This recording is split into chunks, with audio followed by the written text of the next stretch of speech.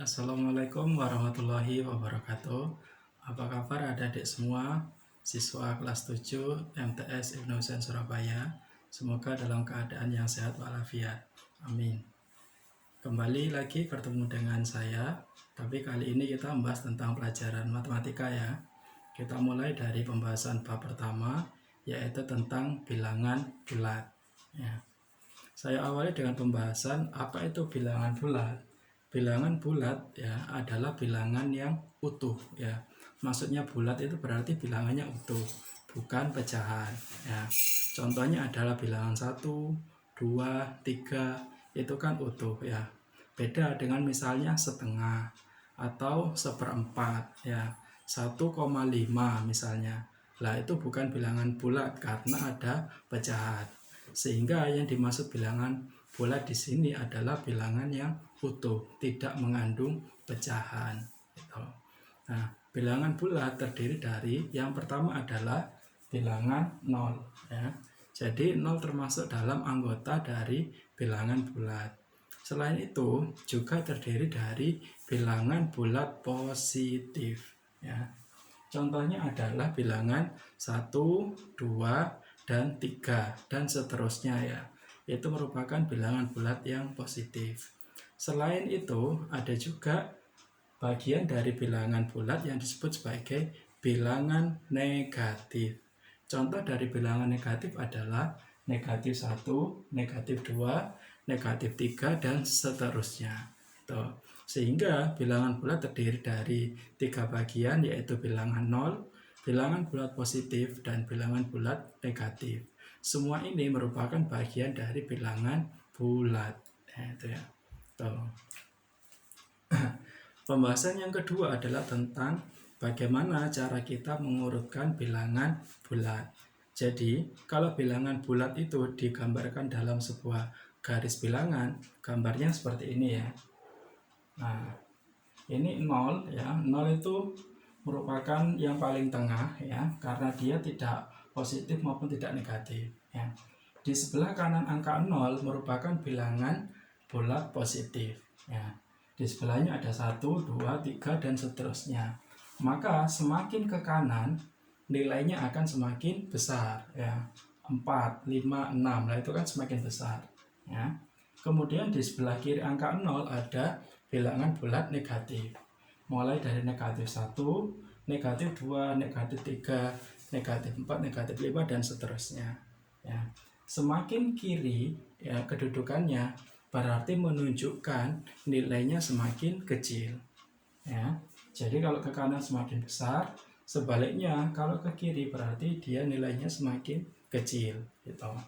Untuk lebih mudahnya adalah ketika kita itu punya bilangan negatif ya, ketika kita itu menemui bilangan positif ya, berarti kita anggap bahwa kita itu punya uang ya. Jadi bilangan positif maksudnya punya uang.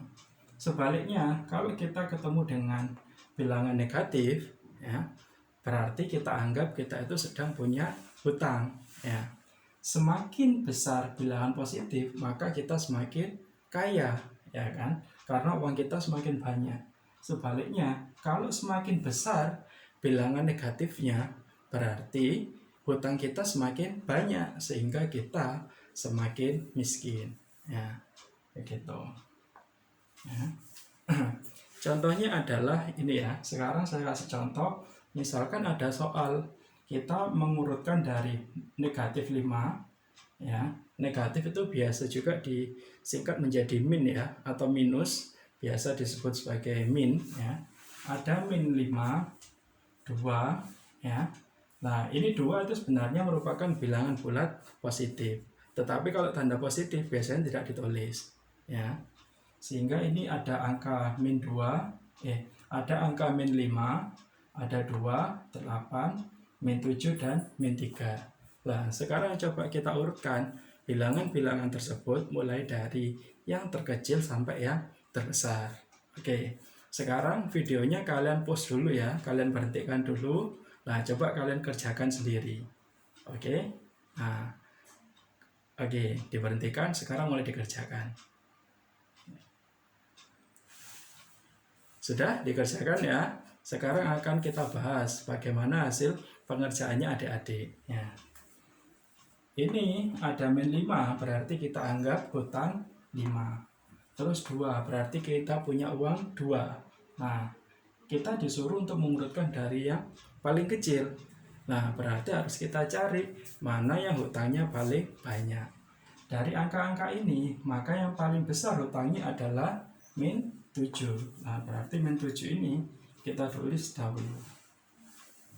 Nah, itu ya. Setelah min 7 berapa ayo? Nah, sudah kelihatan ya. Setelah min 7 berarti min 5, hutang 5. Oke, dilanjutkan dengan min 3 ya. Terus sudah habis kan ya? Yang angka min atau negatif sudah masuk semua kan? Sekarang tinggal 2 sama 8. Nah, kalau ini jelas 2 sama 8, yang kecil mana? 2, berarti kan 2 dulu. Dan terakhir adalah angka 8. Sehingga kalau diurutkan mulai dari yang terkecil menjadi min 7, min 5, min 3, 2, dan terakhir 8. Nah, begitu ya cara mengurutkannya. Itu. Nah, prinsipnya adalah yang harus kita ingat, kalau minnya semakin besar, angka minnya semakin besar, berarti nilainya semakin kecil. Nah, ini angkanya besar 7 ya, tapi min. Nah, karena min dia berarti kecil. Begitu. Sebaliknya, kalau angka positif, ketika angkanya semakin besar, maka nilainya juga semakin besar. Nah, begitu. Oke, sudah dipahami cara mengurutkan bilangan bulat ya. Tuh. Oke, pokoknya yang paling penting untuk diingat adalah ini. Kalau positif berarti punya uang, kalau negatif atau min ya berarti kita punya hutang. Nah, sekarang selanjutnya dalam penghitungan bilangan bulat nanti kita akan temui beberapa tanda yang saling berdekatan. Begitu ya. Aturan dari penyelesaian penghitungan bilangan bulat ketika menemui tanda yang berdekatan seperti ini ya. Kalau ada tanda plus ketemu tanda plus, maka dia menjadi plus. Ya. Kalau ada tanda plus berdekatan dengan min, maka dirubah menjadi min. Ya. Selanjutnya, kalau min ketemu plus jadi min. Ya. Min ketemu min jadi plus. Begitu. Ya. Tuh. Jadi tanda tambah ini biasanya bisa disebut positif atau juga plus ya. Gitu. Kalau ini negatif atau min ya. Gitu. Nah, sekarang saya kasih contoh. 5 ditambah min 8. Nah, ini kan ada tanda plus dan tanda min berdekatan, gitu ya. Karena dua tanda ini berdekatan, ya, maka tanda ini bisa dirubah. Plus ketemu min jadi min, ya. Sehingga plus sama minnya ini hilang, ya. Cukup digantikan dengan tanda min, begitu. Sudah? Kalau tandanya sudah disederhanakan, baru kemudian kita hitung. Berarti 5 dikurangi 8. 5 dikurangi 8 berapa yo? Nah, coba kita hitung bareng-bareng ya. Ini kan saya punya 5 dikurangi 8. Ya. Tuh. Berarti 8, 7, 6, 5, 4. Nah, sudah habis. Loh, sampai 4 saja sudah habis. Padahal kita masih punya angkanya ya, sehingga yang selanjutnya adalah min ya. 3, 2, 1. Nah, berarti jawabannya adalah min 3 gitu. Gitu. Ya. Jadi 5 dikurangi 8, 8, 7, 6, 5, 4 ya, sudah habis. Ya, lanjut 3, 2, 1. Nah, ini berarti yang ini berupa tanda min karena habis ya. Atau maksudnya adalah kita punya uang 5 terus hutang 8 ya. Kalau ini digabung berarti uang kita nggak cukup untuk melunasi hutang. Hutang kita masih ada 3. Jadi ditulis hasilnya sama dengan min 3 gitu. Nah ya, selanjutnya soal yang kedua. min 2 min 5 sama dengan berapa? Gitu. Nah, ini ada dua tanda berdekatan, ya.